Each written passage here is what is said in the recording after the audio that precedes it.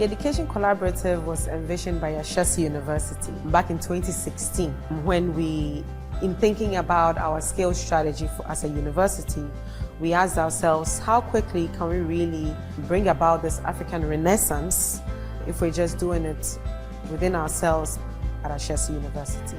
So in thinking around this goal for transformation, we asked ourselves, could we rather bring along other institutions on the continent who buy into this similar vision to work together to really rapidly and quickly scale the outcomes for students on the continent. And so in achieving that, we've had to work through the differences in culture, the differences in context, the differences in types of institution, right? So those have really been our biggest challenges. And in tackling that, we've had to take a very organic approach to building the relationships and the connections that we've established in the Education Collaborative. So I would say the university leaders really have been our biggest ally, working through the kinks together, working through how to collaborate more efficiently and effectively, and helping us to determine where to prioritize resources and efforts to ensure the best outcomes. Also, a very notable ally has been the MasterCard Foundation in believing in this vision, in this initiative, and supporting through its resourcing for the next few years. In the last 3 years, we have been rolling out our 10-year strategy, ending in 2030. In doing that, we've really figured out how best to set up a regional hub, because the Education Collaborative is organized or implemented through regional hubs to drive further contextualization and relevance of the solutions and the sharing that happens. And in the last 3 years, one of the biggest successes is setting up these regional hubs. We set up East African Hub with about 10 institutions being the anchors in that region. And then we set up with the West Africa regional hubs with close to 15 higher education institutions really driving priorities in that region. So the future looks like institutions seamlessly working towards one goal for transformative higher education in Africa. And I think that's one of the biggest goals we are working towards in the Education Collaborative, to build a certain culture of trust such that institutions at any point feel like they can rely on each other to learn, to address challenges, and to make progress in giving quality education to the students that come through their systems and structures.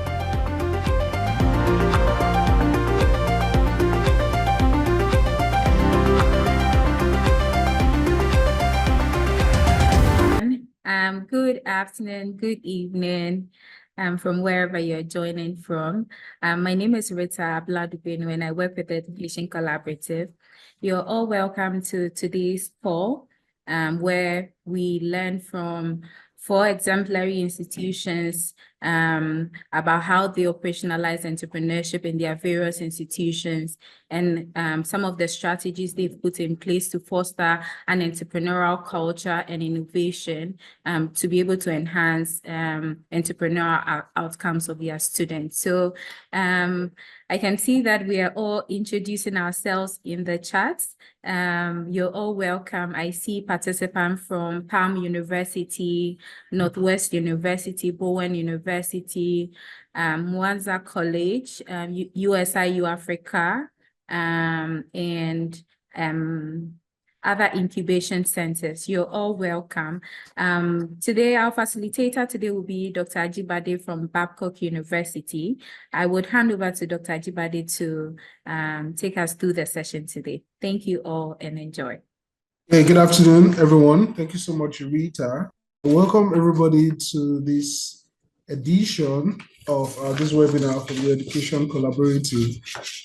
Something has brought you all here, and we are here to look at the topic, setting up, strengthening, and sustaining entrepreneurship operations in African higher education institutions. And just like Rita said, we'll be looking at what is happening in 4 of the foremost institutions here in Africa. We have a speaker from Covenant University in person of Professor Olaleke Ogunnaike from Covenant University here in Nigeria. We also have a speaker from the University of Ghana, obviously in Ghana. That's the person of Professor George Acheampong And we also have a speaker from Ghana as well, from Ashesi University in Ghana.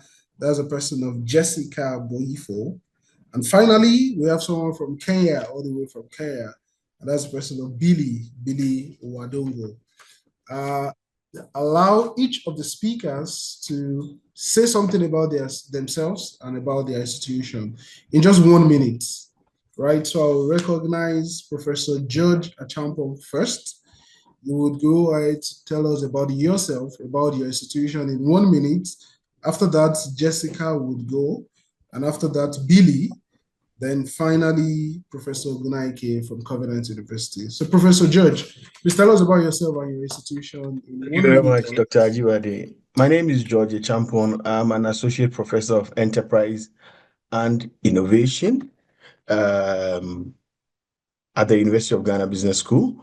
And I'm also an associate professor of African Business Science at the University of Witwatersrand. I lead the UGBS Innovation and Incubation Hub, and I've been doing that for 4 or 5 years now. Wow. I'm happy to share my experiences. Thank you. That's great. Thank you so much, Professor George, for being here with us. Jessica, over to you. Hello, everyone. My name is Jessica Boifio, and I serve as the Associate Director of the Ashesi Center for Entrepreneurship at Ashesi University. Ashesi, as many of you may know, is dedicated to educating ethical entrepreneurial leaders in Africa because we understand that entrepreneurship is a key factor in the growth of Africa. I'm very excited to share what we're doing in the space of entrepreneurship, and I look forward to the conversation. Yeah, fantastic. Jessica, thank you for being here with us. Billy, let's hear you. Okay, good afternoon. My name is Billy Wadongo, the current Director, Innovation and Incubation Center at United States International Africa, USIU-Africa. USIU-Africa, it believes in education that takes you places and is based in Nairobi, Kenya. Thank you. Thank you so much. Welcome, Billy, on board. It's really nice to have you with us this afternoon. And finally, we're coming back home to Nigeria. Professor Ogunnaike from Covenant University. Let's see you, let's hear you, and meet you. Good afternoon, everyone. My name is Professor Olaleke Ogunnaike from Covenant University, all the way from Nigeria. I'm indeed glad to be here. I am a professor of marketing, specializing in service and entrepreneurial marketing.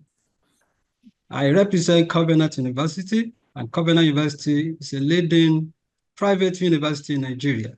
Well, according to Times Higher Education, Covenant University is the #1 university in Nigeria and in West Africa. And we are Entrepreneurial University. And it's indeed my pleasure to be here and to share our experience. Thank you very much. Thank you so much, Professor Ogunnaike, for being here with us. And I am Ayodeji Ajibade from Babcock University here in Nigeria. I also lead the Entrepreneurship Development Center here in Babcock University, Nigeria. We're so glad to have you all on board today. At the moment, we have 58 people on the call, and I know it's going to be a very interesting conversation we'll have here today.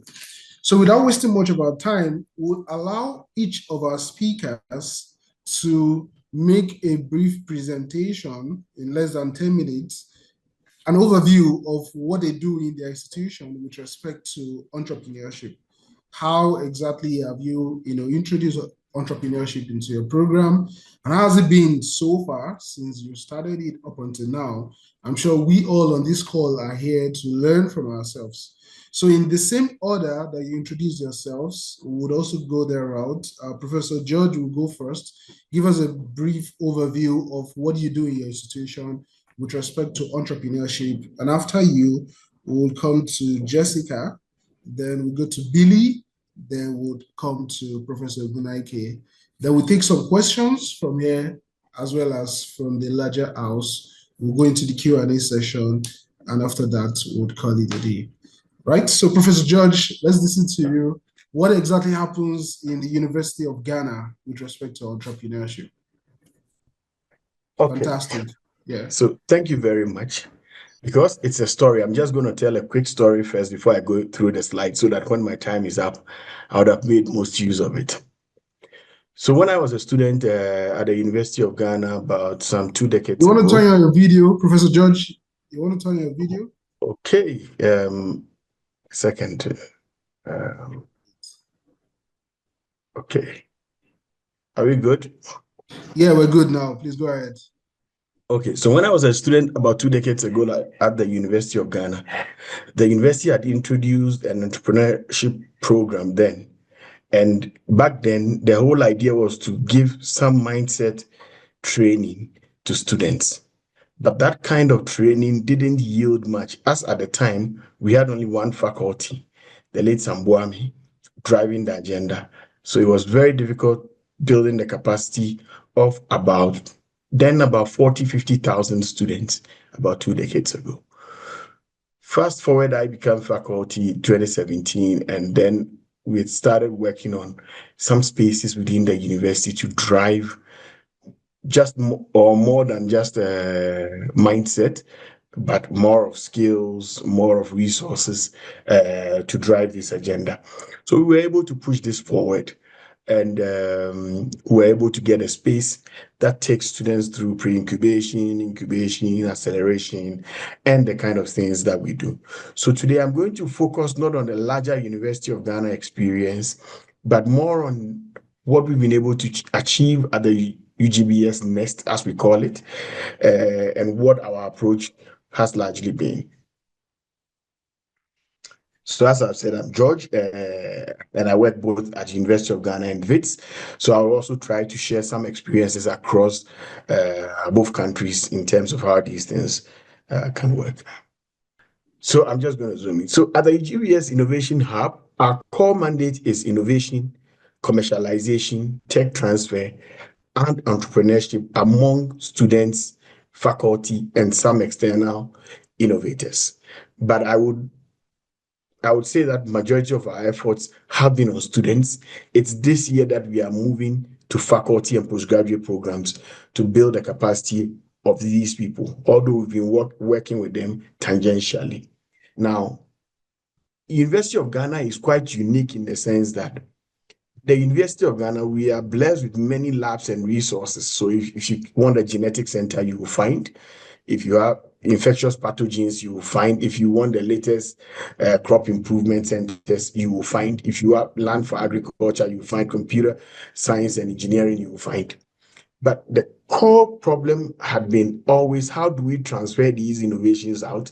How do we commercialize them? How do we create enterprises out of these? So we always believed that we had the innovations on the shelf, but we were not moving them.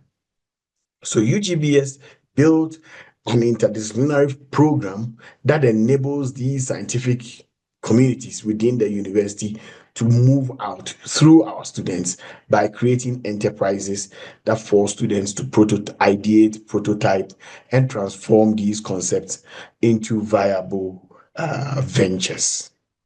So our main aim is in providing support, mentorship, and training for students who have innovative ideas. And basically, we want to be a university-intensive hub. So we are not too focused on a lot of the things that go on outside the university, but we are mainly focused within the university and beginning to share some of the experiences that are available. So our commitment to our incubatees, we ideate, we nurture, we kickstart, we grow, and we have a simple mantra: just do it, no excuse. So that has been our guiding principle, and you can see some of the students presenting. This was us having a fireside chat, and students coming up with all sorts of ideas during a game night when we would typically play games. So these are some of the spaces that we provide for our students. And now to our core activities. So our flagship program is a 1-year incubation program, where students do a pre-incubation as part of their level 300 class, Fundamentals of Entrepreneurship. So the pre-incubation program is a business school-wide course that every student takes. Typically in a year, you should have about between 2,000 and 4,000 students going through that pre-incubation program. And that's a prerequisite to enter our 1-year flagship incubation program. Now, once the students have entered our flagship program, the program is divided into 3 phases. The 9 months incubation has 2 components, a 3-month component where we are building entrepreneurial leadership. So in that, we are teaching you entrepreneurial storytelling. Yes, of course, you are going through the design thinking, effectual thinking, and those ideation parameters, how to pivot and change your idea. But for us, the entrepreneurial storytelling, the entrepreneurial cultural setting, and entrepreneurial leadership, where you go into a community and lead a program, for instance, is very critical to what we do. So the last 3 months, the last 3 months of that year is when we prepare you for exit. So in the middle, you do your venturing. Then the last 3 months is exit and acceleration, where we try to force you out, even when you are not ready, to join either another program or otherwise, because we are limited in resources, and every year we have to get the flow. So you can join our alumni program and benefit from our resources, but officially, we exit you in that sense. And we think that some of the key things we offer are mentorship, training, networking, and our space. And in terms of training and workshops, we are doing the Ph.D. and practice. We are doing design thinking, entrepreneurial thinking, financial literacy, personal branding, professionalism. One of the things we are big on is professionalism. If students say they have to turn up for this time, they have to turn up. So one of the things we do at our place for mentorship, for instance, is that students pay for the mentorship. So when you join our space, we allocate some funds to you. And whenever you go for mentorship or experts in residence to come and support you in particular skill sets, it is deducted from a cost center, so that if you do not turn up, you lose funds in that sense. But one of So, the George, things you have 3 minutes. You have 3 minutes to go. no problem. This is the most important part of my slide.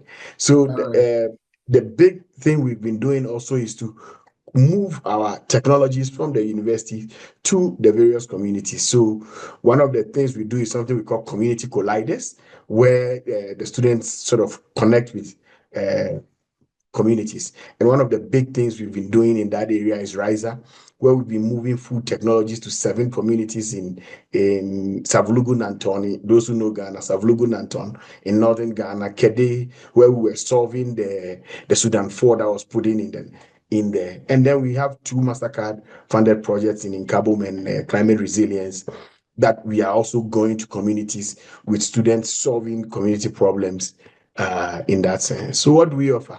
Access to experienced mentors, access to entrepreneurial skill development, networking opportunities, and possible resources for students. All right, Jessica, over to you. Thank you, Ayodeji. Dr. Ayodeji. Let me just share my slides quickly. All right, so I'm going to share with you about the Center for Entrepreneurship at Ashesi University. Please let me know if you can see my slides. Yes, we can. Fantastic. So, Ashesi University, like I said earlier, has the goal of educating ethical and entrepreneurial leaders. And because this is such a core component of what our mission is at Ashesi, it was prudent to build an entrepreneurship center that has at its core mandate empowering our students, our alumni to ideate, to innovate, and launch high potential ventures that address Africa's challenges and opportunities. This is the core that runs across all of the businesses that come out of Ashesi University. The goal is to find a challenge and address it and find a way to make it profitable. We have an incredibly ambitious goal that we've set for ourselves at the center, which is to make sure that for every graduating class, we must have at least 20% of that class either launch a venture or work to build entrepreneurial ecosystems within 10 years of graduation. And how we seek to achieve those goals is by, one, equipping our students and alumni with the necessary skills that they need, the knowledge, the mindset, entrepreneurial mindsets that they need to be successful entrepreneurs. We also facilitate the creation and growth of high quality ventures by our students and alumni. And we look to build a supportive ecosystem because we understand that we can't build businesses in silos. It's important to connect our students, our alumni, to faculty, industry experts, investors who can provide the support they need to thrive. All of the above that I've mentioned operates within a strategic framework that I will run us through. Anyone that comes into Ashesi University must mandatorily engage in the first year Foundation of Design and Entrepreneurship course. This is a course that teaches the students how to think, placing the user at the center, how to develop human-centered solutions, and allows them to consider how to turn these things into businesses that can thrive. As they proceed through their 3 years, the 4 years in college, they also engage with cross-discipline sector labs. And the various tracks we have are agribusiness, health, renewable energy, and we have an open innovation track. Now, we run workshops, hackathons, and you'll see what we do much later. But across these sectors, our students engage to build solutions and flesh out the ideas. And then once they graduated as alumni, they have the opportunity to participate in our Alumni Venture Incubator. And this is a 12-month program that helps them to grow businesses and launch in the market. Ashesi understands also that we can't just focus on our students and alumni if we want to have the continent-wide impact that we were looking to build. And so we have the GCIC, the Ghana Climate Innovation Center Accelerator, that supports entrepreneurs from across the country and across Africa to grow as well. As I've mentioned, creating a supportive ecosystem is key. And so we build on partnership and strategic collaborations to tie all of this together. This is what our entrepreneurship ecosystem looks like. Our student ecosystem, which runs through academic programming, like I've mentioned, co-curricular programs, to nurture a pipeline of innovators and entrepreneurs. Alumni and our alumni ecosystem focused on launching businesses. And then, of course, our strategic collaborators ecosystem. These feed into each other. Every student at Ashesi goes through this entrepreneurial journey. First, we try to ignite your interest in entrepreneurship. Then we give you the tools and the resources to explore and to build. And then as alumni, you scale.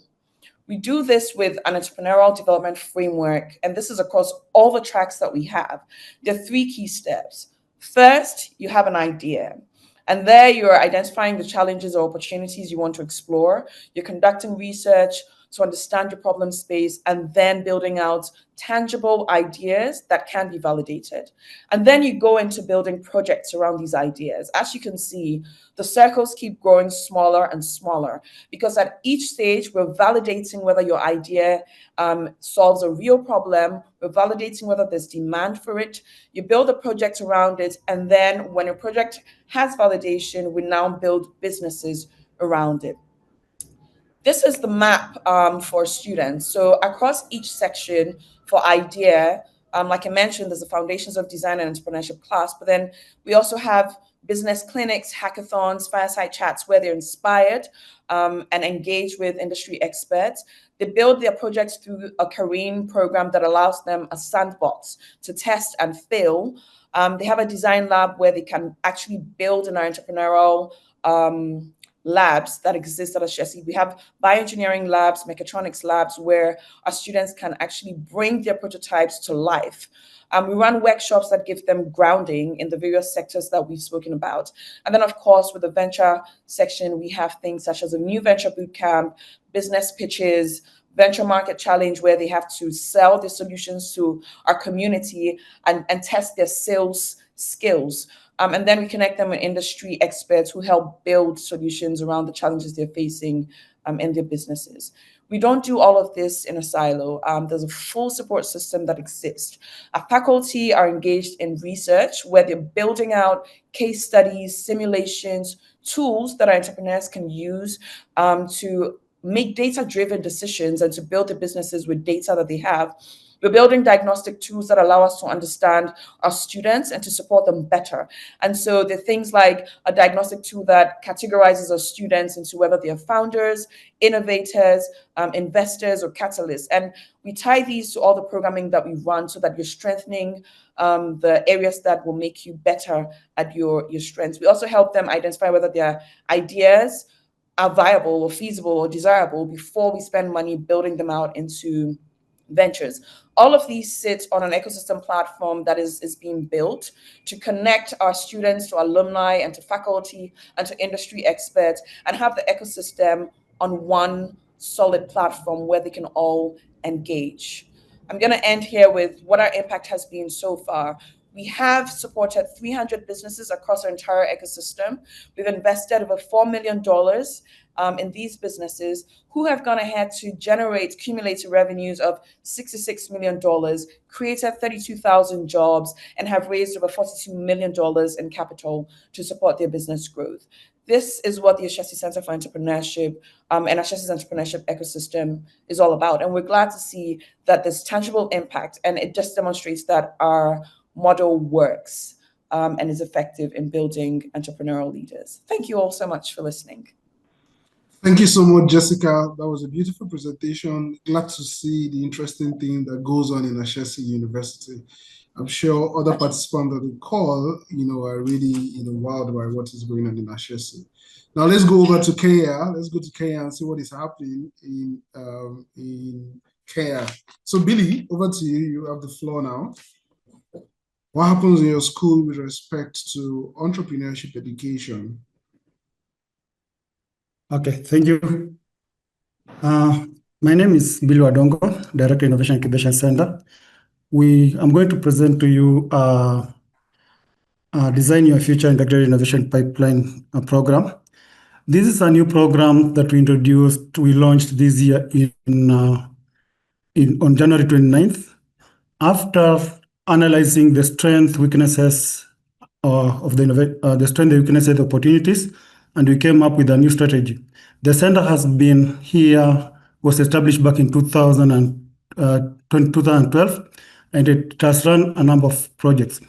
One of the major weaknesses we noticed was that while the ideas were being ideated, and there were some design thinking workshops, but we, as a center, we have not seen the impact in terms of commercialization of the projects that the projects. So we thought, how do we come up with a program that can work? So I sat down with students, but basically the program is purely student driven. So we came up and said, our vision is to provide a space where researchers, entrepreneurs, startups, investors, students, and industry partners will come together to exchange and create the future for transformational community experiences. We want to become a Pan-African university-based innovation incubation center and renowned for socially conscious, innovative, and entrepreneurial change makers across Africa. To this conversation, that one of the weaknesses that we have universities in Africa, we have left innovation hubs to be the work for in the community or in towns, what we call commercial hubs. We have very weak hubs within the university. So we operate distinctly because we don't focus on students alone, but we are open to what we call the feeder programs. So we have 4 feeder programs that we tap our ideas in. One is the RES Lab. The RES Lab focuses on projects which are being commercialized from research work, and it can be for faculty, students, alumni, or from the community. We shall be focusing on how do we commercialize the research outputs. Idea Lab is basically for community, and this one we're working with the different communities within Kenya. I can give an example. The other day we started a program with Langata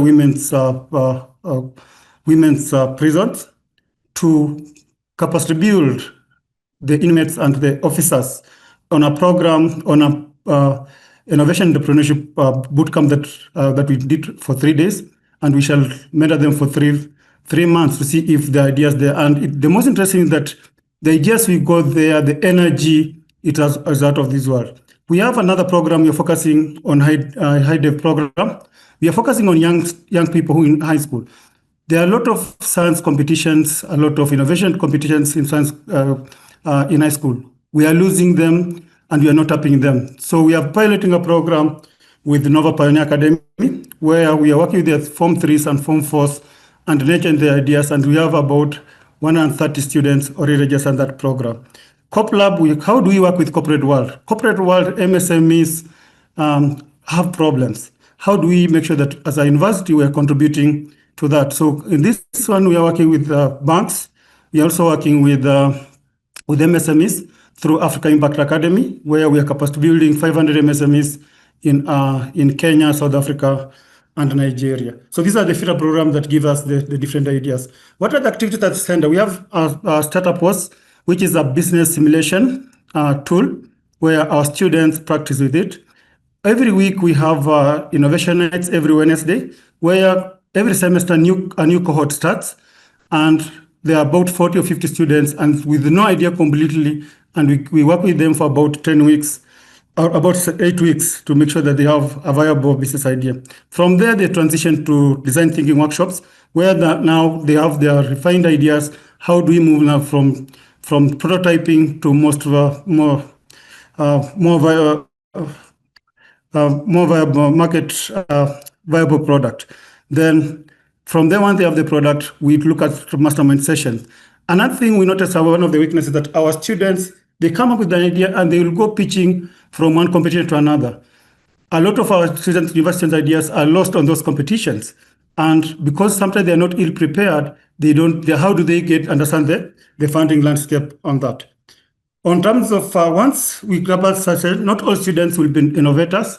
Some of them may want to go for entrepreneurship enterprises. Some of them may have the skills to be leaders. So we have defined 3 programs. For entrepreneurs, we give them a program, 3-month program called Business Development Services Training Program. And this one, that's where they create seed funding to go and establish the business. This semester, we have given out the 3 projects, seed funding, to go and study ideas. Those ones that have technical skills and leadership skills, we put them on H program, where they shuttle to develop their skills. Because the way we work in the center is that the innovator, the key innovator may have an idea, but may lack the technical skill to support them in terms of marketing and all that. So we are encouraging them to work in teams, and those ones being also developed in the corporate world. And more importantly for us as a university, we are focused on having spin-offs. This one that we shall offer company building services to the programs that we have, to the startups that we have accelerated within the university. So how does the structure look like? Our structure is so simple. And you look at the whole structure, it gives you a whole sum and a pathway for each of the entrepreneurs that is going to pass through our program. What services do we offer? We have ideation in innovation, incubation acceleration, business development services, and for BDS we are using Start Invest in your business by the ILO model. We have leadership development. Another important, we noted a lot of our young entrepreneurs, they need a lot of mentor support. How do they deal with the rejections? How do they deal with family? How do they balance the academic work? And so we are giving a full-time support. We also have technical transfer services, pitch preparation, technical support services. Also, we are inclusion support. People with disability, how do we include them? Gender, how do we put it? And most surprising for the activities that we did the last time. 2 more minutes. Billy, you have 2 minutes. That's okay. So the most interesting activity is that the activity that we see a number of female students participate. In fact, 52% were female-led ideas.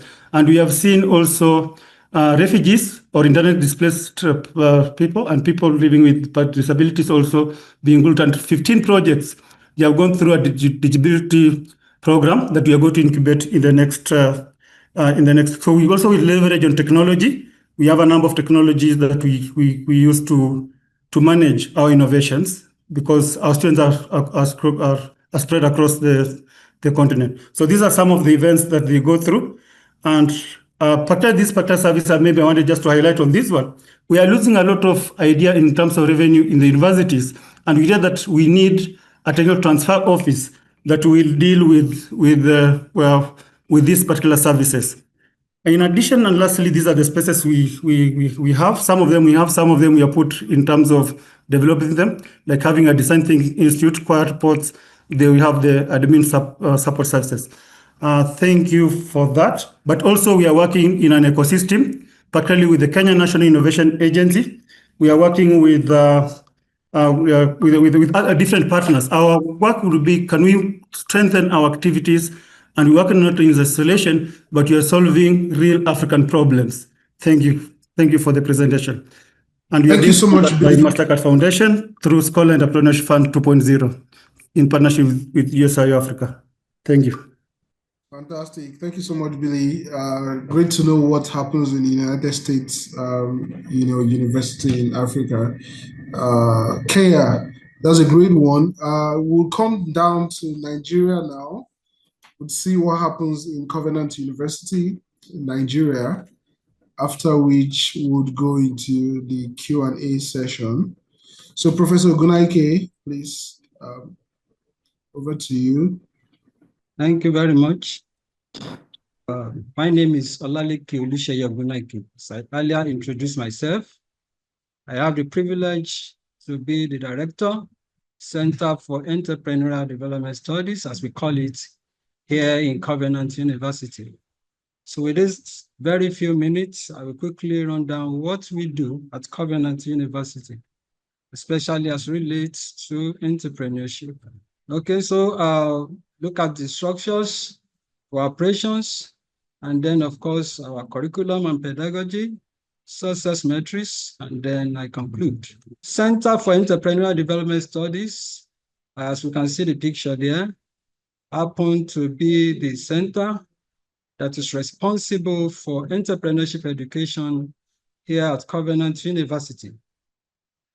But because Covenant University is an entrepreneurial university, we have connections with other units of the university. Many units being involved, even in driving entrepreneurship. And one of such center is what we call Covenant University Center for Research, Innovation, and Discovery, housing Hebron Startup Lab, housing our startup lab, and other innovative sections of the university. Now, talking about CEDS, as we call it, Center for Entrepreneurial Development Studies. Primarily, our vision is to empower the graduates of Covenant University entrepreneurially in a bid to make them productive and contribute towards national, socioeconomic, and human development. And we do that by ensuring that they are developed in their entrepreneurial spirit, skill, and knowledge. And we go beyond just our students to also reach out to the external community. We can't talk about Covenant University entrepreneurship without mentioning the Dr. David Oyedepo, who has been able to provide strategic leadership as relates to entrepreneurship in our university. So no one believes in a vision and goes to bed. Yes, we've been given a vision, but I believe that the founding philosophy of Covenant University is for us to go beyond theory and equip young people with life applicable and solution-driven skills. And that informs why entrepreneurship is central to our curriculum here at Covenant University. Our operations, we have mandatory entrepreneurship courses. We have vocational and skill acquisition. To be precise, we have 43 of them. And our idea is, we call it vocapreneurship, because we do not just teach our students or the basic knowledge of all of those vocations. Otherwise, because they could get that from anywhere. So what we do is to use each vocation as a platform for teaching them the entrepreneurial processes. Yes, in fashion, for example, we're saying, okay, how do you generate ideas, even within the context of fashion industry? And how do you go ahead from there and turn this idea, these new things that you are bringing on board, that is different from what anybody can see from other persons who are just roadside tailors. So if you are bringing something about, want to know how do you do costing, how do you do resource planning and all of that. So irrespective of the vocation, they are exposed to the entrepreneurial processes within that context. Yes, we have startup incubation support. We have research units within the center. And of course, we partner with industry and other stakeholders. Okay, so curriculum and pedagogy. We try to make use of a mix of innovative and entrepreneurial learning models or methodologies. We make use of problem-based learning method, where we ensure that we expose our students to real-life problems. As a matter of fact, what we do is we bring experts, industry, captains of industry to the classroom. And some of them throw some of the problems they are facing in their industry to them in the classroom, and then asking them to provide solutions. We also carry out pitch competition. We pitch ideas in every class, irrespective of your level. I've mentioned the fact that we make use of integrated skill acquisition program, vocational studies. We have student-led business showcases and trade fairs. We have some designated days that we do all of this. It's important for us to know that at Covenant University, when we talk about our entrepreneurship courses, we taught across all levels and all semesters. In 100 level, for example, they will take design thinking, and in the other semester, they take technopreneurship.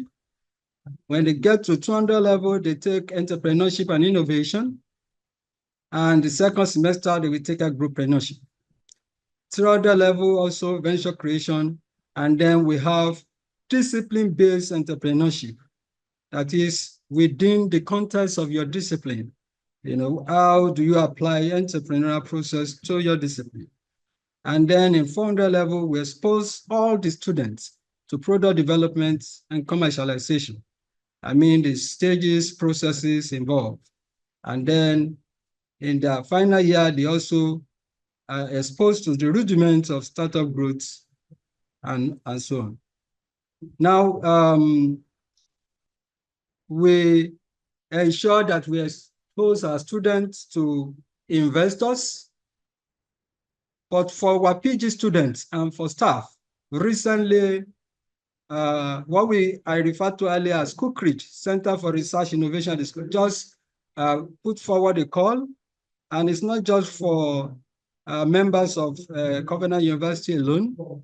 And the idea is that the chancellor is interested in funding product development projects, and so that we can encourage persons to begin to think and see how they develop products in certain priority areas, which I mentioned there. How do we measure our success?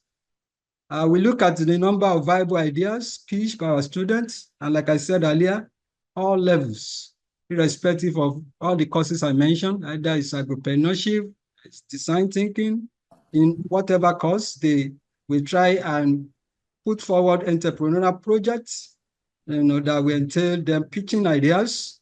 And we also mention. It's to go, Prof. Is that what's you have less than 2 minutes to wrap up. All right, so we also measure with the number of students startup launch. We look at the participation rates of our students in our programs. We look at the graduate employability. and self-employment rates. It will interest you to know that consistently, Covenant University has always been announced by independent research and reports as the most employable graduate in Nigeria. So the secrets are in all of our operations and of course in entrepreneurship. Then we talk about the number of hours they log in with mentors, that is in Hebron Startup Lab. We have a number of successful entrepreneurs and both students and graduates, and we are still counting. So I want to say thank you very much. And Covenant University is not just a course in Covenant University, but it's a culture, and that is deliberate and strategic to transform students into become job creators and innovators. Once again, I want to say thank you very much for the privilege to make this presentation. Thank you very much. All right, thank you so much, Professor Ogunnaike, for that wonderful presentation. It's so great to see the interesting thing that goes on in Covenant University as well here in Nigeria with respect to entrepreneurship. By the way, it's very nice to see how universities right in Africa are so deliberate about entrepreneurship. And I'm sure everybody on the call, has been fascinated by the presentations. Please, for participants on the call, please do well to drop your questions on the chat bar should you have questions. I'm sure as the presentations have been ongoing, there must have been some questions going through your mind. Please do well to drop them on the chat bar. Now, so as the presentations were ongoing, coming to the presenters now, obviously, I was just listening to you all and thinking about what you do in your institution and what we do. For instance, in my institution, I'm also from a private school here in Nigeria. Babcock University is the first private school in Nigeria, and that's where we work. And we exert a lot of effort into entrepreneurship education. And I see the same thing replicated in other schools. And I'm thinking about the challenges we face, whether you face those challenges or not. So the first question I have for everyone of the presenters is, and by the way, for participants on the call, we have people here from private schools, from private institutions, and some from public institutions as well. So for the speakers, please, can you give us an idea as to what your student base, student population is like, right, in your institution, and how you are able to marry all these fantastic things you are doing in your school?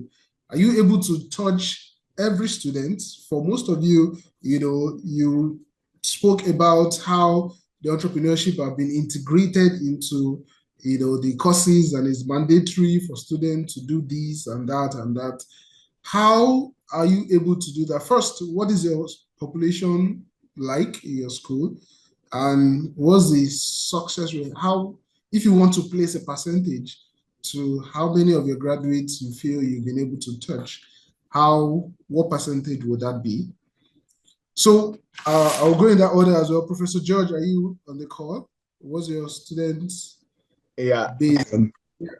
Thank you. University of Ghana is edging towards about 100,000 students. So, the kind of numbers we are dealing with.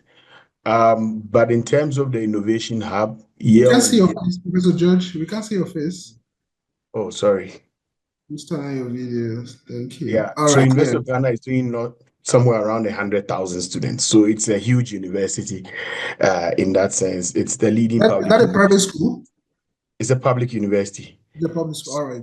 So the dynamics are quite different. But what I would want to say is to split the entrepreneurship programming into maybe 3 different phases: the mindset, the skills acquisition, and the resourcing or the acceleration. So if you view the general mindset, as you would probably see, most West African students have a strong mindset towards entrepreneurship. So that's there. But in terms of the training that goes into it, not many of the schools are doing this. So currently we have the business school is doing that. The College of Basic and Applied Sciences is also doing that. College of Health Sciences is doing that. So in terms of mindset, almost every student is going through a mindset training. But in terms of skills, the skill to execute what's in your mind, that's where the gaps are in resource allocation to be able to do that. But even in that setting, if we measure it from a lab perspective, where students are developing products and prototypes in labs, in food science labs, in agricultural fields, then I can say we are doing somewhere around 70 to 80, maybe even 90, because they all spend time in the labs to do that. The minuses are coming from the humanities, who do not have that. But the sciences, the agric, and the rest, they have lab work that they come up with fantastic products as we speak now. Even the performing arts come up with very innovative products in that sense. It's the resources and acceleration that's where we come in. But unfortunately, we are not able to do more than 100 out of the students in a year. So it's a huge constraint and very competitive. Year on year, we try with the student venture program that is conducted by the Research and Innovation Directorate. So we have a regulatory body, if I can say that, in the Research and Innovation Directorate that sits at the top. And there are many innovation activities happening across the University of Ghana. So the Pro Vice Chancellor Innovation sits on top of that with the director, and then we sort of angle and support the student. And that's why you see students benefiting from different structures within different parts of the university. And we find as part of the resource sharing mechanisms within the University of Ghana. Yeah. Yeah, thank you so much, Professor George, for that. Jessica, how about you, Ashesi University? So Ashesi has at any given point about between 1,000 to 1,500 students in campus, and this is from Public school? It's not. It's a private school. It's a private school. Yes. And we've recently introduced master's programs as well. But yes, you have on average about 1,000 to 1,500 students. In the first year, you're getting about 400 students coming through every year, and all of them have to take, like I mentioned earlier, the mandatory Foundations of Design and Entrepreneurship course. So at that level, everyone that's coming into Ashesi experiences entrepreneurship at the first year level. Now, when they spread out into their majors, what we see happening more and more is that the business administration students have more touch points with entrepreneurship, because I need to mention that our entrepreneurship is not just focused on building ventures. That's what the Center for Entrepreneurship focuses on. But Ashesi has embedded in all of its programming intrapreneurship. And so whether you're in engineering or in computer science, you're being taught how to think entrepreneurially wherever you go and to solve problems from an entrepreneurial mindset.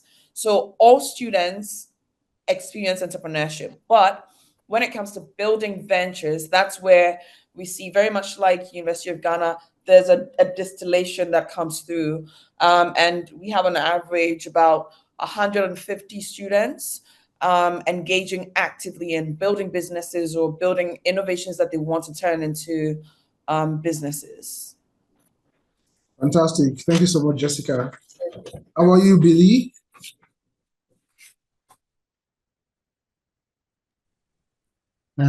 Thank you.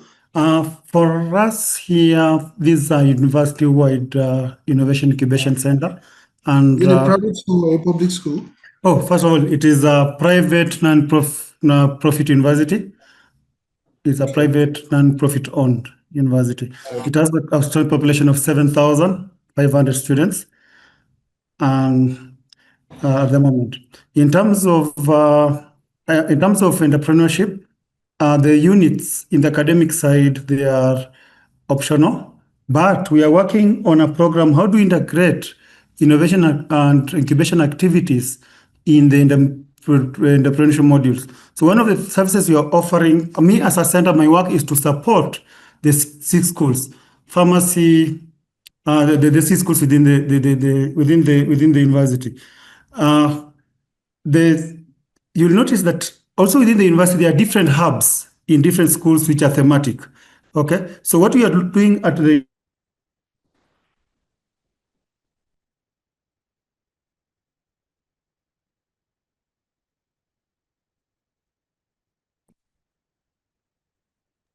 Can anyone hear Billy? No, we can't hear him. All right, so I guess it's his network. Just to be sure, it's not my network. All right, so maybe we should listen to Professor Ogunnaike. Going from the classes. Oh, How? okay, I think he's back. Sorry, we lost you for a bit, Billy. Are you back now? Billy? All right, Professor Ogunnaike. Oh, I think Billy is back actually. Okay. Billy, are you? Yes, I'm here. All right, we lost you for a bit. Sorry about Okay. that. So the question would be, how do you integrate the university? What's your student population like, Billy? 7,500. 7.5. All right. Okay. Yeah. So So how we are looking at, impactful? yeah. So we are looking at integrating the students in the innovation activities, but at the moment you have about 300 students in the innovation incubation community. Oh, fantastic. All right. That's great. Covenant, Professor Ogunnaike. So is Covenant University a private institution or is it a public? Thank you very much. Covenant University is a private university in Nigeria. Our population is about 9,000. And it's been interesting to know that, even though I mentioned about 8 courses to be taken and a number of vocations, all the students are made to pass through all of those courses, all students, including postgraduate students. But beyond that, I think we have a similar experience, even though we expose all of our students to that as the first point of contact. After we have done that, then we ask persons that are deliberate, persons that are interested, persons that we have been able to identify that these are the ones that have a passion, these are the ones that have ideas, and then we collate all of that, and then we hand them over to the Hebron Startup Lab, who will take it off from there. So if we are looking at number in that contest, they are within 200, that we go to this lab. So within the lab, we have, they categorize them into different cohorts, the creative, the creators, depending on area where they are making contributions. So if it is from the lab, they are within 200. But for all the other courses in our center and the vocations, all the students are made to do that. And we are able to do all of this because of leadership advocacy, just like I said, that's something that is from the top down. So everybody is involved. We have over 20 lecturers. We have a number of resource persons coming from outside, about 43. So we have a number of persons supporting us. And so that has been what has been helping us to be able to, distribute all the students to different sections, and we take care of them. Thank you very much. Amazing, amazing. All right. So that in fact you already touched on the next question I was gonna ask. So you said in Covenant University it's top down. So everything comes from the top. So it's easier for you all to integrate and all that. Exactly. I would like to know the experience of the other institutions. Professor George, in your institution, the drive for entrepreneurship, is it top down as well, or is it bottom up? What's the experience like? Yeah. Jessica, please get set to answer the same question, after which I'll go to Billy. Professor George, are you there? Otherwise, Jessica can go first. Is it bottom up or top down? Yeah. At Ashesi University, I'm very proud to say it's not, decisions are not just taken at the top and cascaded down.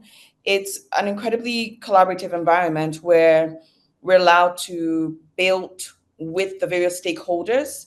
And I'm talking the presidents of Ashesi University being incredibly engaged in the building process as well. So it's a very horizontal lay of the land that we have, where faculty are engaged, the president is engaged, the Center for Entrepreneurship is engaged, career services is engaged.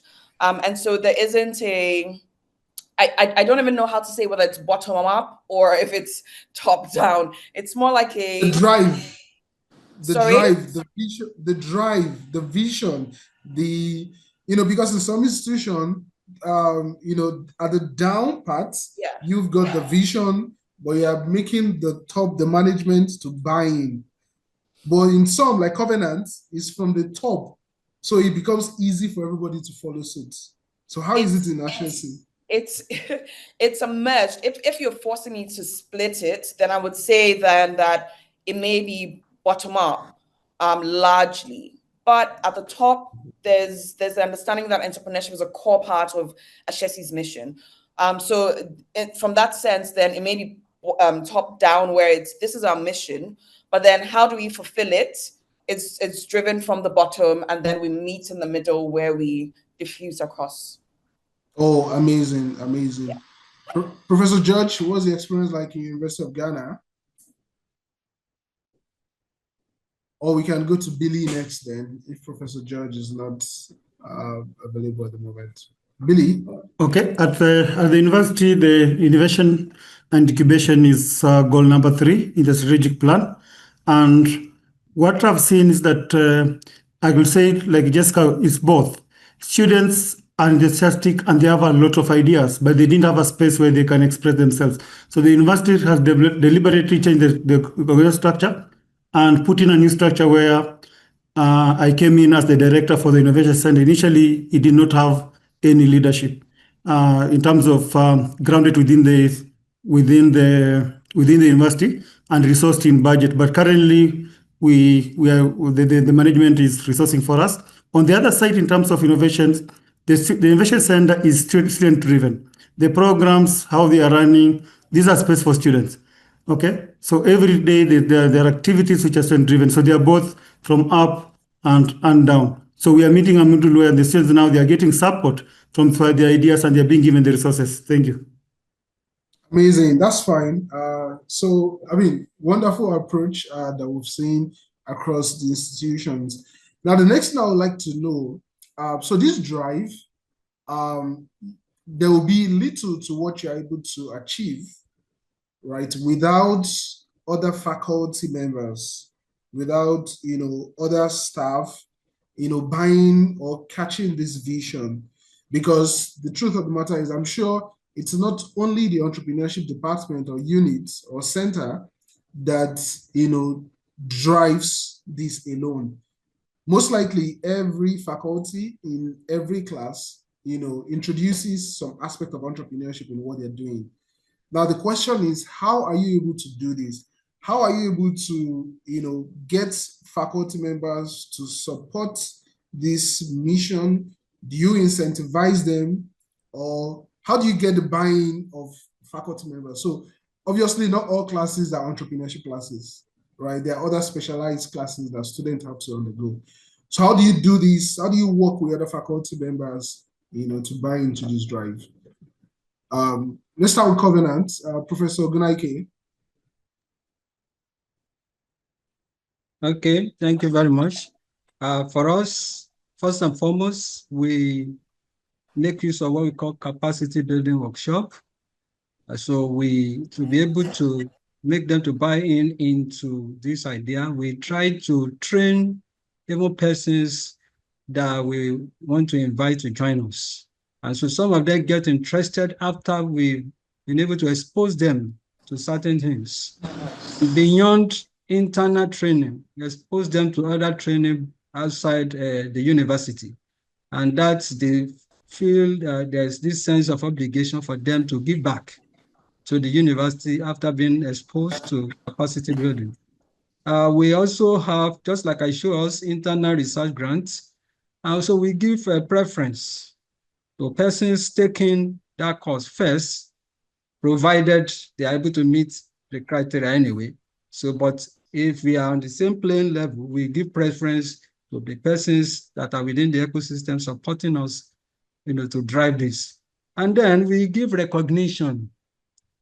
We give recognition. Before now, we were giving them money, but now we don't give. But at the end of every semester, we try to give them recognition, a letter of appreciation, plaque, and all of that to show that they are really contributing. And then, of course, the external people that I said, resource persons coming from outside, definitely they are being paid, although just allowance. So all of this, and then this opportunity for interdisciplinary collaboration also played some roles in ensuring that they support us. But a number of them told me that they really enjoy when they get feedback from students. And they will come and show me and say, oh, see what I received from students thanking me after they have graduated. And so they feel that they should continue this good work. So those are the ways by which we get them on board, and they have been supporting. Thank you. Amazing, amazing. Good job, Covenant. Jessica, how do you get faculty and staff in Ashesi on board? So our faculty are key stakeholders. At the Center for Entrepreneurship, we have introduced faculty partners, and we have 3 of those who help us across programs, research, and venture growth. And so we rope our faculty in to help set the agenda from the Center for Entrepreneurship. And so we've got the faculty partner for research managing our faculty fellowship program, where they drive their fellow faculty members to apply for grant funding, to conduct research, develop tools that are tied to entrepreneurship. And so we get a lot of our engineering faculty, our computer science faculty, trying as much as possible to develop toolkits, to develop case studies that fits entrepreneurship and their core areas where they teach. And so by doing that, you realize they're able to identify that engineering does not have to stay within just engineering, but that there is the interplay of engineering and entrepreneurship. We also are parts of collaboratives such as Education Collaborative, where there are opportunities for faculty to hone their skills and undergo training opportunities. Our faculty members are roped in to facilitate workshops for our students and our alumni as well, and to serve as advisors on some of the businesses that are coming out. And we try to get them in at every stage because we can't do it without their buy-in. When you're conducting research and you see where entrepreneurship and your field intersects, you're now able to better bring it into the classroom for your students to also see how that could work for them. And then it just has a spiraling effect. And then it follows on from there. So that's how we're able to get our faculty to get buy-in for entrepreneurship. Amazing. That's great. Billy, how about your institution? Yeah, for us as a university, we have the entrepreneurship part, where we have staff who are going for business development service training, and also the university has sponsored faculty who are teaching entrepreneurship to go for specialized training, particularly in the area of design thinking. So, but we look at the faculty across the board. They have projects, innovation projects. They're involved in innovation projects. Now, our plan this year is, how do we support faculty? Our faculty, they are carrying out research, they have projects, but how do we support them to move to commercialization so that they can benefit from the project that we are implementing? So that's how we are planning to consider. There's a big gap in terms of support for faculty, even in student projects.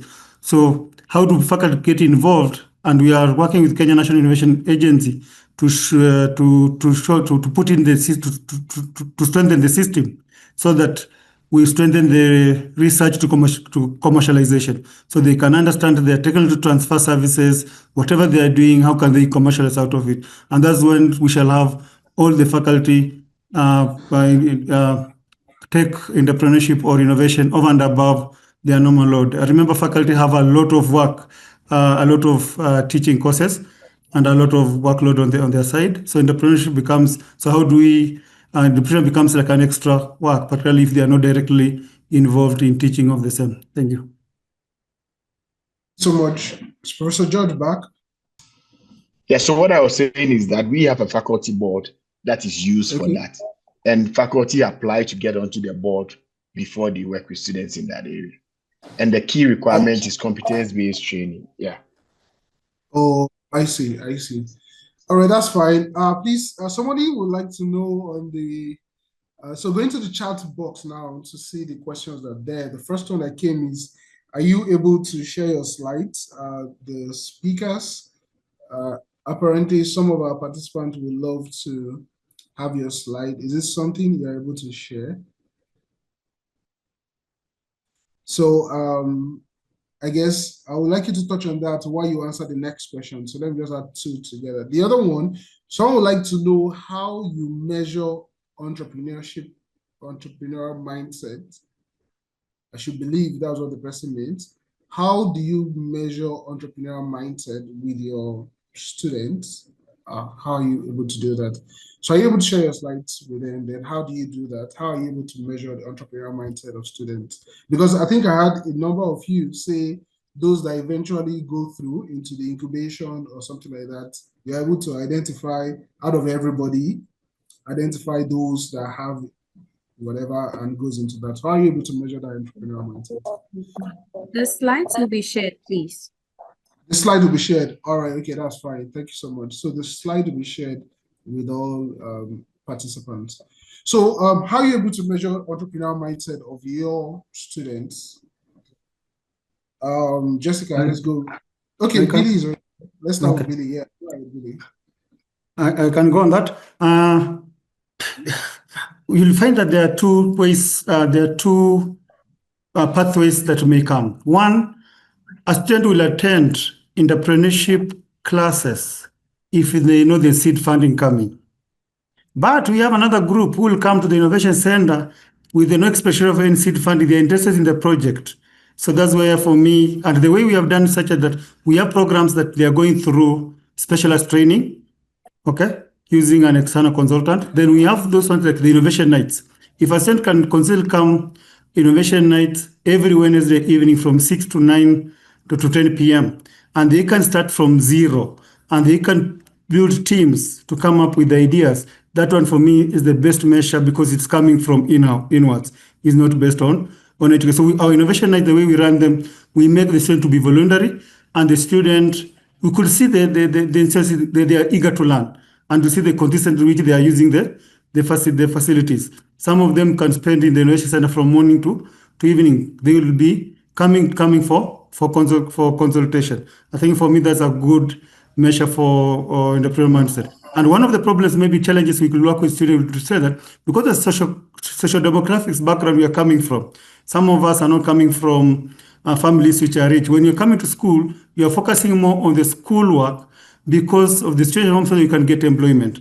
So they don't know to, and that's what I think if there's a discussion you have done, and here there's a problem somewhere there with the social demographic, doesn't give us that entrepreneurial mindset. But when you give them the space where it's not academic classroom, it's like an extra co-curricular activity, it gives you the right measure of the match, and you can see the mindset change as they interact with other students, and they can see how other students are coming up with innovations. And you can change also the mindset by exposing the industry. Then they'll start thinking through that. Yeah. Fantastic. Thank you so much. How about you, Jessica? Yes, we measure entrepreneurial mindset in a number of different ways at Ashesi University. It would interest you to know that Ashesi has 8 learning goals, and one of the learning goals is innovation and action. And this is an indication of whether the student takes intellectual risks and demonstrates an entrepreneurial spirit. These learning goals are embedded in all of the programming that we have at Ashesi University. And so it's one of the things that faculty are always tracking when they're teaching them. The second way is through our career services department. Our career services is incredible at connecting our students to job opportunities and exposing them to industry. And every year there's a career fair. And year on year, you see that the number of organizations that want to participate in the career fair increases. And the offers become more tangible for students. And this is a way to track if a student has been entrepreneurial. If you remember, I said that it's not just about building ventures, it's about building entrepreneurship as well. And so given that you have large numbers of organizations across Africa wanting to work with the students indicates then that there is value when they get into these organizations because of how they're thinking and solving problems. Of course, we're trying as much as possible to make this more science-based, which is why we're building our diagnostic tool that will measure entrepreneurial mindsets and propensities across indicators. And so once the students take these tests, and we're going to roll it out next semester, we would now embark on a longitudinal tracking to see for the students who take the test, are they increasing when it comes to capacity to be entrepreneurially minded or to take risks? And allows us to really measure properly and be able to say that indeed Ashesi students, when it comes to whatever indicators we're measuring, they're ranking on these levels as well. So that's how we map out our entrepreneurial mindsets across the university. I'll be sure to share results with you once we roll out and see how other universities can leverage the tool. Great, yeah, we would love to have that. There's another question for you, Jessica, before you leave. The question, someone is trying to know if the Intro to Entrepreneurship course require for incoming freshmen to have practicum. Yes, we do. I think I answered that in the chats as well. So No need to answer. Let me just very quickly, outside of the classes and the lectures that they have, embedded in that program is the need for students to engage. They do field research, they're engaging with the communities, they're developing the solutions, they're testing with the users. We're setting up fairs where they're engaging with people and selling their ideas. And so that's how it's embedded into it. So at the end of the program, you're supposed to have either a pilot or a prototype. And a lot of student businesses start from that classroom. We've actually had SWOOV, one of our landmark ventures. They've gone on to raise lots of money. They've gone into Textiles Accelerator. But that business started from the foundations of design and entrepreneurship class. And so they actually have to build solutions and test in the real market as part of the class. That's what the practical component is. Great. Professor Ogunnaike, how does Covenant University measure the entrepreneurial mindset of the students? Professor Ogunnaike, are you there? Yes, I'm there. All right, please. I believe that when we talk about entrepreneurial mindset, we are talking about the belief and the attitude of the student to entrepreneurship. So it is something of the mind, something going on within. So what we do is we have questionnaire that we give at the end of every level, every semester, to assess the extent to which we've been able to create this mindset. We follow the template. I believe that when we talk about mindset, we are talking about entrepreneurial intention. So we make use of a questionnaire in that regard to know, okay, after you've been exposed to this, so what are your intentions in terms of product development, in terms of pitching ideas, in terms of... But beyond the questionnaire, I believe that whatever is going on within must manifest outward. And that was why when I was sharing, I shared the success metrics. So if you say you have mindset, good mindset towards entrepreneurship. So we should see you pitching ideas. We should see you, launching products. We should see you. So we believe that all of these mindsets must ultimately culminate. So, but for persons that have not reached that ultimate end, we use questionnaire to at least know that yes, there's a high level of awareness as regards entrepreneurship, and that anytime they have the possible opportunity, they will want to venture into entrepreneurship. And just like the other person also said, it's not just entrepreneurship. We are also interested in intrapreneurship. So how well have they been able to see themselves as somebody that can add value even wherever they find themselves? So that's the way we measure mindsets in Covenant University. Thank you. Great, thank you so much. I would like to ask another question for you all. So all of you have touched on the fact that you collaborate with the industry, right, in going about this entrepreneurship education in your institution. So how exactly do you go about that? How do you work with the alumni, with the industry, How do you fuse all this into your operation in your institutions? How easy has it been, right? Getting the industry, your alumni, and all those people to collaborate with you in driving this entrepreneurship education in your institution? I think I'll start with Billy.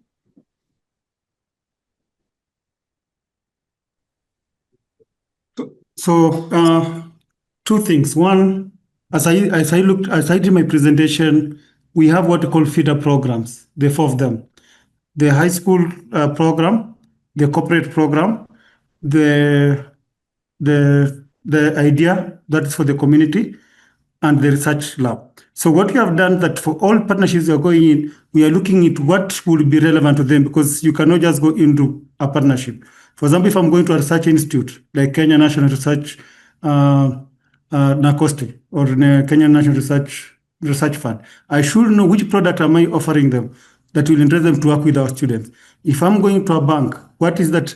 Am I co-creating them a program that, so co-creation is very important. So you can know what is that they're bringing on board and what are you offering them. Then you can come. We are very proactive with having memorandum of understanding with a different organization, as I said, and we have an aim of doing at least three MOUs, and co-creating products, like creating programs. For example, I gave an example, the one for Langata women is a second chance program for integration. So we are taking our innovative entrepreneurship bootcamps to the inmates. You see, that's how now the idea work we are doing it. If high schools, we are working with them, we are hosting their students here, and we are working with them. If they are funders like banks, we are looking at, can we have them test the innovations with our students? So it is kind of, because any partner who's coming in, how am I coming in? And at the national level, at the government level, we are working very closely with the Kenya National Innovation Agency, which is a parastatal that is supporting universities in strengthening the entrepreneurship in the entrepreneurship process, particularly in the research and commercialization. Thank you. That's fine. Thank you so much. Professor George, are you on the call? Otherwise, we'll go to Jessica before we come to Professor Ogunnaike. Yes. Is it easy to get industry experts? Our industry experts love working at Ashesi University. I've mentioned the career services already, but it's, when you have a track record of putting out really quality students that go and work and find solutions, it's easy for industry to say, absolutely, we want to tap in. And we do get a lot of them coming in to suggest programs that we can build together, because they want to build a skill set of our students in specific areas. We've got the Applied Projects program where corporate organizations will leverage a challenge that they have, and our students have to find solutions for it. So in that way, they're gaining from our student body and our faculty as well. And so they're more than eager to work with us. For our Venture Incubator program, we make sure that the entrepreneurs are assigned to coaches who are in industry. And so they're either entrepreneurs or they're investors who have a wealth of experience and can leverage their networks for our alumni businesses to thrive. And they always say yes when we go in and ask for support. We're currently running a health incubator program, and we've reached out to industry experts in government, Ministry of Health, in private practice, and they've all said absolutely yes to supporting. So they serve as coaches, as mentors. Some of them facilitate workshops or will share the experiences through masterclasses at Ashesi. And so it's not always just signing a memorandum of understanding where it's a big ticket project, but we find ways to bridge academia and industry. Sometimes we bring them into the classroom to teach one class to our students or to share the experiences with our students. And that way, when we want to build on bigger projects, they've already had touch points with us on that individual level, that it's now much, much easier to say yes to putting in more money to build fuller programs that will benefit their industries and their organizations. Wow, amazing. So if I heard you well, you said sometimes industry bring problems to Ashesi, Yeah. and your student prefer solutions to the Yes, problems. they do. Wow, fantastic. That's great. Professor George, are you on the call? Or Professor Ogunnaike? Okay, thank you very much. For us, how do we attract partners? When I was making my presentation, I said that during our classes that we have successful entrepreneurs coming to take them. That has been the practice. And our experience seems to be similar to what the last speaker said. I've been in this position of, turning down some persons, some companies coming around, and then not turning them, but telling them, look, for now, hold on, and so we need you later, and then. So we have a number of them coming around. The truth of the matter is that when you see that you're on the right track, a number of persons, a number of companies want to join. And the truth of the matter is that we are not discriminating. We're not saying, okay, oh, you must be very big organization. So once you have what we want, in terms of you can deliver what we want to our students, we just like I said, we have what we call town and gown initiative. So they come every time, many times, not once in a while. So they help us in taking certain topics. So we look at the topics when we design curriculum. We look at each of those topics and look at the company or persons, successful persons that will be able to share that experience with our students. So that is what we do. So they come around and then we have them and then we share experience together and then we're able to move forward. So for us, it's been easy, but beyond just coming to class to take lecture, if we want to do certain things together, maybe programs, we have some of them. That is when we get to the extent of signing MOU. And I must confess to you that we have our profit sharing ratio. So a number of programs we run here, some persons will say, oh, how do you have the time to do all of this? So a number of them are being done by the partners. We only provide the structure and then we ensure that meet our standards. So we have programs, we can have 4, 5, 6, 7 programs running at the same time, being done by different different partners. And then we are the one guiding them and ensuring that they are being done well because they are leveraging on our name. And then at the end of the day, we have the profit sharing ratio where we share the profits. So it's been easy by the grace of God. Thank you very much. Wow, amazing, amazing. Professor George, are you there? Now, the next thing I want to know is, do you all in your institution, does your institution follow any government or educational regulatory agencies benchmark, or is that what you do in your institution, or you just think out of the box and look for what best suits your institutions? Or do you have a minimum benchmark by the government or educational regulatory institution that you follow, or you just go all the way to do whatever you do? Billy, let's start with you again. Are you there, Billy? You're still muted. Okay. You can come again, sorry. Yeah, so I'm asking if your government, so for instance, you're in Kenya, does the Kenya government or any educational institution in Kenya have, regulates what happens with respect to entrepreneurship education? So are you following some laid down, principles by the Not really. At the moment, the innovation space is unregulated in Kenya, but we have a bill that is in Parliament called a startup bill that the practitioners are trying to put in place so that we can regulate the industry. But in terms of support through the Kenya National Innovation Agency, we have seen in the last 2-3 years a lot of focus of the agency supporting entrepreneurship in Kenyan universities and through various programs. We have, for example, the institutional support in terms of commercialization program. We have where they're giving us support in terms of training our education leaders, those are like the lecturers. Then they're also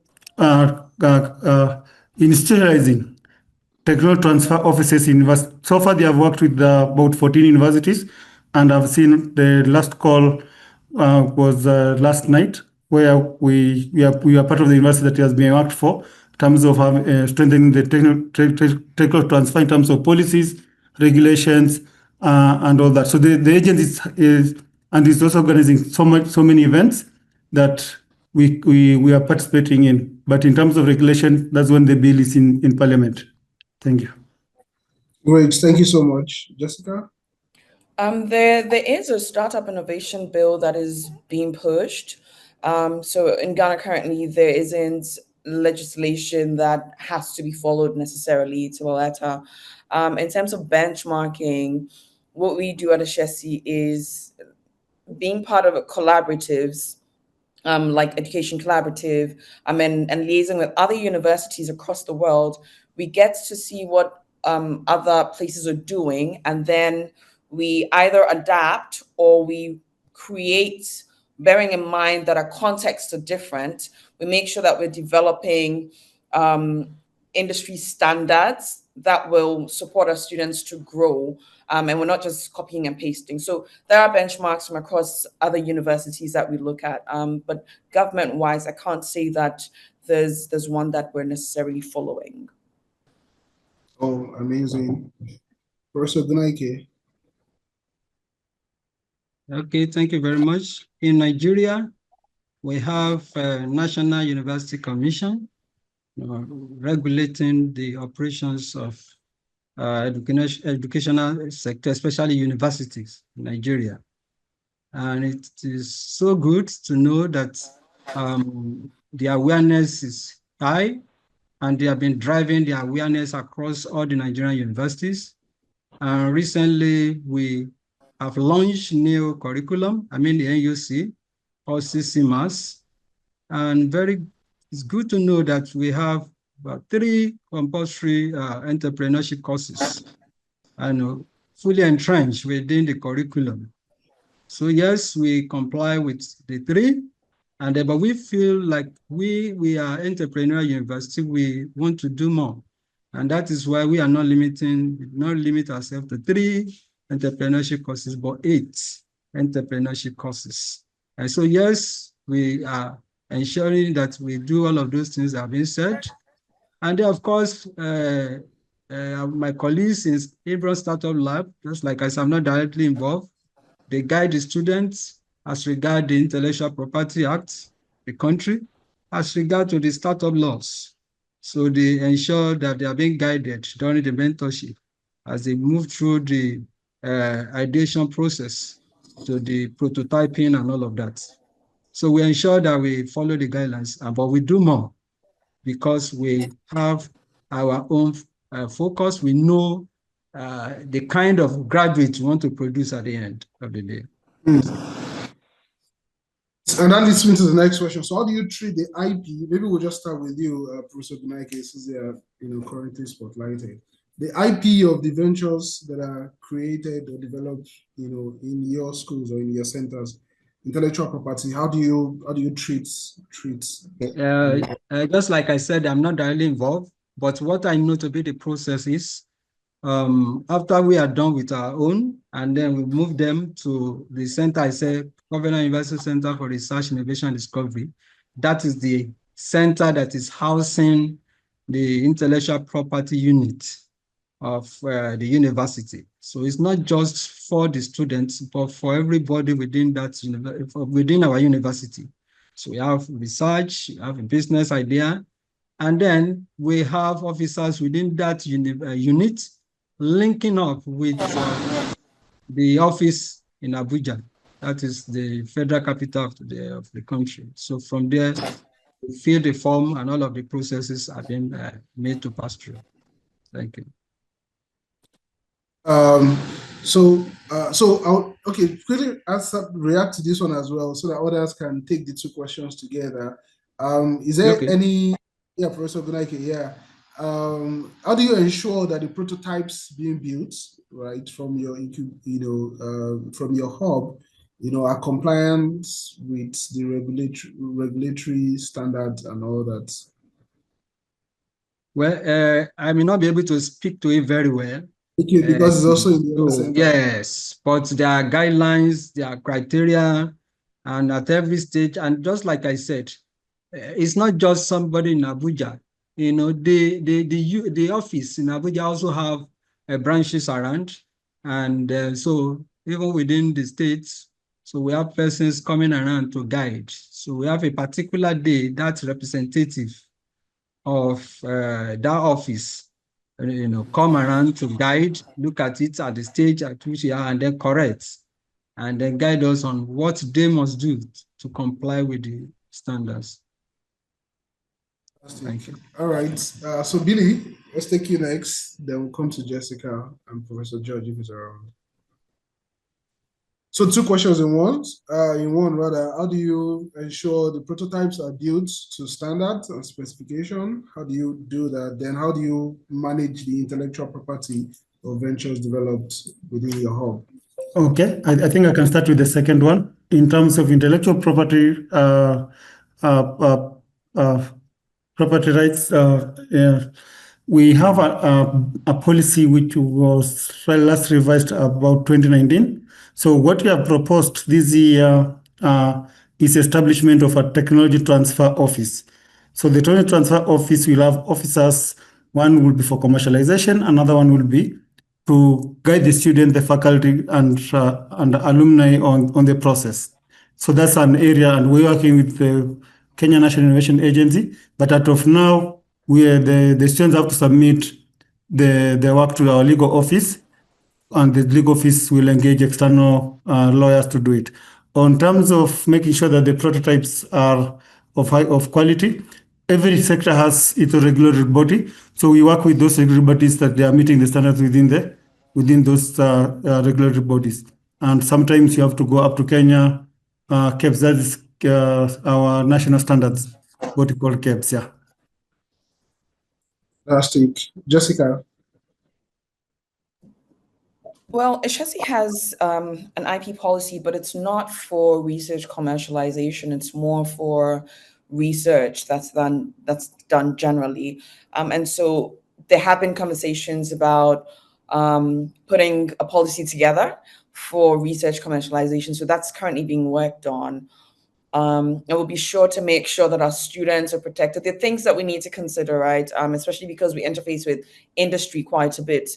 But once that's put together, as part of the collaborative, I'm pretty sure it'll be easy to put that out there for us to build. So we don't have one specifically for our ventures and for commercialization. On to the question for prototype development. Our faculty members they're pretty much experts in the space that they teach. And so engineering faculty support our students and alumni to build these prototypes out. We also do have industry experts. There's one venture in our current incubator, Misada, and he's developing a precision seed grower for farmers. And he has to build out this prototype, and his coach connected him to engineers in Asia and in America, and they're working with him, collaborating with him. Of course, their NDA signed and all of that, but that makes sure that there's industry standards being applied when the prototypes are being built. For those who are not yet at venture stage and who are still very much students and just building prototypes from their projects, faculty members are the primary what's the word for it? The faculty members are the ones who are primarily overseeing and making sure that standards are being followed. But then they do bring in industry experts as and when they have to as well. So George on the call. All right, so let me go to. No, he's not. It's not. All right. Okay, fine. So back to three of you. Now you all spoke about funding provided by your institution, for students or startups within your institution. First question, what criteria do you use to identify the students or the startups to benefit from the funding? Then the other question closely linked to that is, are those funding, are they equity free, right? Is it just a grant or is a stake in those ventures? We'll start with Professor Ogunnaike now. So it's a 2-in-1 question as well. Okay, you were saying, I didn't get the Yes. question. All right. So when all of you made your presentation, you talked about the fact that the institution, supports the student entrepreneurs, the startups with funding and all that and all that. So the first question is, what's the criteria you use to determine the students or startups within your institution that benefit from this funding? Then the second one, are those fundings, are they equity free? Are they grants or they are stake in the businesses by the institution, or they are just equity free? Okay, thank you very much. In 2 ways, for our practical sessions, that is, I talk from the standpoint of vocations,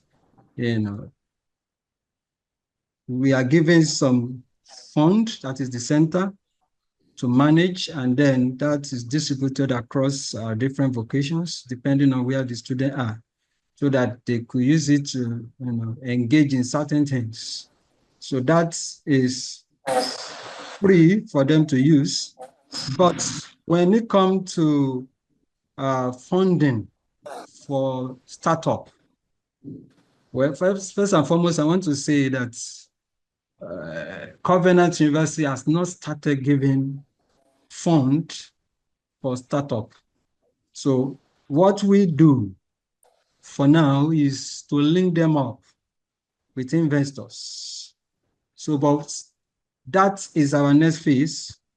And that is why we are starting with what I presented was about students, postgraduate students. And we are just starting with that, even just a month ago. In fact, this month. So we are starting with postgraduate students first. So we want to see it as phase 1. So this one given is a grant. So it's a grant for now, for them to be able to sit down and then come out with prototypes in that space.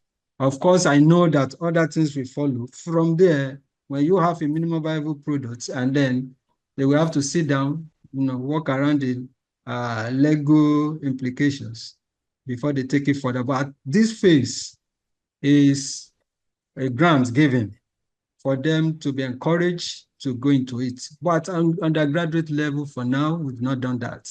So what we do is to link them up. Within that Hebron Startup Lab, we create a network. So beyond just the students, there are other persons that are within that space, some of the mentors and all of that are interested. And so they are leader there, the HSL manager, ensure that, a number of papers have been signed to ensure that, all the legal aspects of it is being taken care of before they go further. So, but for the university itself contributing, for now, we've not done that. That is our next phase. Thank you very much. All right, that's fine. Billy? There are two ways of going about in terms of funding. We provide seed funding based on different programs. One, we give the seed funding where they go through a training, then they write their proposals, then we get external evaluators to evaluate the proposals, then they evaluate not like a pitch, because we don't want to be a pitch style kind of funding. We want to be based on the proposal and the viability of the program. This year we have awarded 3 projects, which were funded by Mastercard Foundation as a Scholars Entrepreneurship Fund. And also as a university, we have set up a fund where when you see a product, particularly the prototype after the ideation stage, it is a viable, a market viable idea. So we have said that these funds, I allocate them based on the merits or the potential of the program. Because we realize that what is killing our students is that they have good ideas, but they don't have the initial funding to make mistakes with, okay, as they are going through their prototyping. So those ones we are just giving. Yeah. So given that they're moving through the pipeline, so after the design thing, they start getting the funds, then depending on the commitment, they go to fund. But also we have established the University Innovation Challenge Fund, where students will compete around June, depending on their projects from within the university. So those are the three ways of funding that we are doing it, and we are That's using fine. different models so that we know which one is looking at it. Yeah. Fantastic. That's great. And finally, Jessica would also provide an answer to that question in 1 minute, then we wrap up. Yes, how do we, a lot of the funding that we provide is non-equity, is non-dilutive funding. So a lot of it is grant funding that goes to students and alumni. I'm very interested in Billy talking about a fund that's been created, because we're working on one as well that can give out bigger tickets to some of our most promising ventures that have demonstrated traction, to help them become more favorable to investors when they're looking to raise. Yeah. All right, fantastic. Thank you so much, Professor Ogunnaike, Jessica, Billy. Thank you for the time we've had. It's such a great time interacting with you. And we'll obviously carry this conversation outside of this call, because there are lots more things that we need to talk about. Someone requested for your email addresses. I believe Rita will address that. So that will be all for now from the speakers and myself.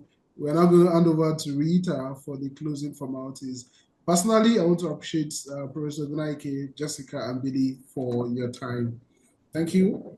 Thank you for the opportunity. Thank you to everyone on the call for joining. Thank you very much, Dr. Ajibade, Jessica, Dr. Ogunnaike, Dr. Billy, and Dr. Acheampong. We are grateful for sharing how you operationalize entrepreneurship in your various institutions, and it's great to learn from you. It's time for us to take a virtual picture. My colleague, Jolene, will take us through. Thank you. Of being here. So if we can all put our videos on. I see Frederic, Menzima. Okay, all the videos are coming on. Thank you guys so much. I didn't see a couple of videos on, but it's okay. I'll catch you the next time. And thank you for joining the session. I will hand off back to Rita or Nanoma, who will take us through the next phase. So as we come to the end of today's very insightful session on setting up, strengthening, and sustaining entrepreneurship operations in African higher education institutions, we would like to highlight two of our key resources that can support the work that you are doing in your institutions. So first, like Rita shared, is the Entrepreneurship Ecosystem Diagnostic Tool. And this tool is designed specifically for African higher education institutions that are looking to assess and improve their entrepreneurship ecosystems. And this is with a goal of boosting entrepreneurship, innovation, and student success. Now, the EED tool draws from our research on exemplar ecosystems across sub-Saharan African higher education institutions, and helps institutions to identify what's working with regards to entrepreneurship and their ecosystems, what's working, where the gaps are, and what actions they need to take. And once you have completed the diagnostic, your institution gets a customized reports that outlines clear practical steps that you can take to meet your institution's entrepreneurship goals. And so regardless of where your institution is in its entrepreneurship journey, whether you're just starting out or you're looking to strengthen your existing programs or initiatives, we definitely encourage signing up and getting your institution assessed on the diagnostic. I think that one of my colleagues has shared the link in the chat on how you can access the tool. You'd visit the Education Collaborative's website and you can find the link to the diagnostic. And the second thing that would like to also highlight is the Incubation Hub Development Guidebook. And so this guidebook supports higher education institutions to create and improve their entrepreneurship spaces. I think that Ashesi, University of Ghana, and actually Covenant and all the other institutions on this session today highlighted some of the spaces that the institutions have and which are promoting entrepreneurship within their institutions. And so this Incubation Hub Guidebook can support your institution to do exactly that. Research, I must say, and collaboration and reflects best practices from leading and exemplar African higher education institutions. All right, so with that, I will hand over to Rita to close the session. Thank you. Thank you very much, Nana, and thank you all so much for taking the time to join the session. We'll do well to share with you the various presentations of the speakers and to continue the conversations via email. Thank you.